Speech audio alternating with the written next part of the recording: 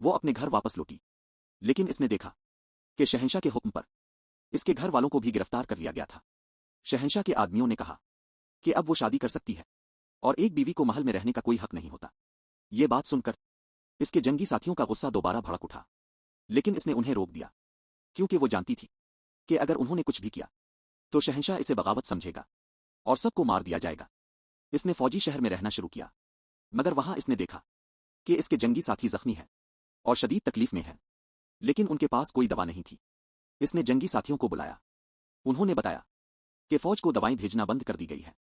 جب وہ مرکزی اسپتال گئی تو وہاں کہا گیا کہ شہنشاہ کے حکم پر تمام دوائیں محل میں رکھ دی گئی ہیں۔ اسی وقت شہنشاہ وہاں آیا اور احترام سے کہا کہ اگر وہ اپنے جنگی ساتھیوں کی حفاظت چاہتی ہے تو وہ اسے فوج کی طاقت اور شہنشاہ کی مہر دے دے گا۔ یہ سن کر جنگی ساتھیوں کو شک ہوا، مگر اس نے انہیں روک دیا اور اپنے ساتھیوں کے آنسو بھی چھپا دیے۔ شہنشاہ نے اسے مہر دے دی، لیکن یہ اس کے لیے آخری عزت تھی کیونکہ اسی لمحے اس کی موت کا فیصلہ ہو چکا تھا۔ 3 دن بعد جشن کا دن تھا۔